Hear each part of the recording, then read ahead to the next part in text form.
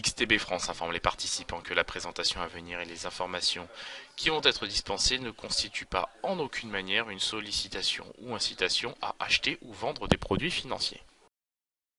Nous commençons tout de suite avec le calendrier économique de ce jeudi 18 octobre. Vous l'avez à l'écran, on s'intéressera ce matin à 10h30 aux ventes au détail du mois de septembre au Royaume-Uni, attendu en baisse de 0,4% sur le mois de septembre, mais en hausse de 3,6% en rythme annualisé, toujours au titre évidemment du mois de septembre. Ensuite, on s'intéressera à l'indice d'activité manufacturière dans la région de Philadelphie au titre du mois d'octobre cette fois-ci. Donc évidemment, statistique qui devrait bien évidemment peser de tout son poids sur les indices. Maintenant, et on le sait, hein, du côté des indices, parce que je pense qu'il convient d'en dire un mot, on a des indices qui ont ouvert en nette baisse ce matin dans le sillage des marchés chinois et de Wall Street. Bien évidemment, tout cela est consécutif aussi au dernier compte rendu de politique monétaire de la Réserve fédérale qui s'est déclaré au quiche, c'est-à-dire que celui-ci a clairement annoncé la couleur en indiquant qu'ils allaient relever les taux au mois de décembre. On s'intéressera ensuite aux inscriptions hebdomadaires au chômage, donc statistiques assez traditionnelles du jeudi.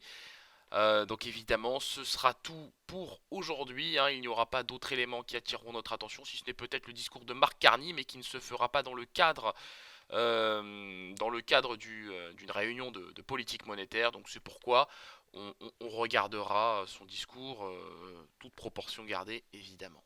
Voilà, on commence tout de suite cette analyse avec la paire euro-dollar qui, sans grande surprise, continue de perdre du terrain. Donc on a un dollar qui s'inscrit en nette hausse face à l'euro et face à la livre sterling. Évidemment, comme je le disais en introduction, cela est consécutif à la publication du dernier compte rendu de politique monétaire de la Réserve fédérale, ou plutôt de l'organe décisionnel de la Réserve fédérale, c'est-à-dire du FOMC. Évidemment, on est venu chercher le niveau des 1,1482. Pour tout vous dire, j'anticipe une poursuite de la correction en direction des 1,1460. De mon point de vue, ce que nous avons là, c'est un simple rebond technique qui n'a pas, à mon avis, vocation à s'inscrire dans le temps. Je reste baissier sur la paire euro-dollar et je vise le niveau des 1,1460. Sur le DAX, nous avons un indice qui a ouvert en gap baissier sans grande surprise.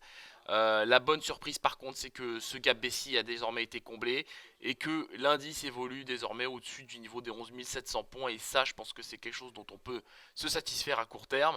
En cas de cassure évidemment du niveau des 11 760, 11 770, je pense que la hausse peut se poursuivre en direction des 11 800 points.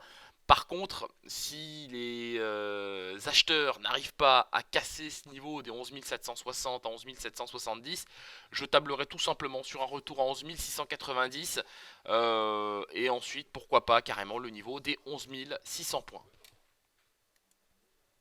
Sur l'or. Sur l'or, alors on a une baisse qui continue, hein. On a une baisse qui se poursuit évidemment sur cet actif. Bon, je trouve ça quand même assez intéressant puisqu'on revient au final chercher des niveaux d'achat, il faut le dire. On est proche désormais du niveau des 1217, hein. On n'est pas passé loin de ce niveau au plus bas de la séance ce matin. On a eu le niveau des 1219. Pour ma part, j'anticipe une poursuite de la baisse sur le gold en direction en direction du niveau des 1217 dollars l'once. À partir de ce niveau, je repasserai acheteur en direction des 1230 dollars l'once. Le WTI. Le WTI qui, vous le voyez de son côté, évolue en tendance baissière. Je pense que ça se voit comme le nez au milieu du visage, comme qui dirait. Et pour cause, les stocks hebdomadaires de pétrole, par rapport évidemment à la semaine dernière, ont augmenté de 6,5 millions de barils. C'est tout à fait significatif. Dans le même temps, les stocks de produits distillés et d'essence se sont contractés de 2 millions de barils pour les stocks d'essence et de 827 000 barils pour les stocks de produits distillés. Alors évidemment, ce sont des éléments qui ont vocation à pénaliser les cours du WTI, ce qui explique pourquoi l'actif évolue sous le seuil des 70 dollars le baril. Alors évidemment, on avait une toile de fond qui était très très difficile à lire sur le WTI ces derniers jours. J'anticipe en l'état une petite poursuite de la baisse, probablement en direction des 69 dollars le baril. Sur l'indice S&P 500, alors on est venu chercher au plus bas de la séance hier le seuil des 2784 points. On retrouve des couleurs ce matin malgré la publication du compte-rendu du FOMC. Dans ce contexte, je vais vous surprendre, mais j'aurai un biais acheteur. J'aurai un biais acheteur puisque les prix évoluent au-dessus de la moyenne mobile à 21 périodes. Je viserai le niveau des 2820 points sur l'indice S&P 500.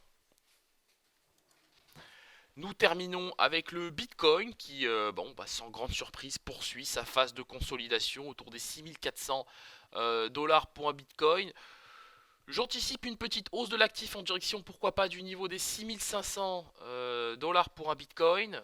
Maintenant, effectivement, en 4 cas sur des 6400, j'aurai un biais vendeur en direction du niveau des 6350 dollars pour un Bitcoin. On se quitte sur cette note. Je vous souhaite une excellente journée et bien évidemment une excellente séance de trading.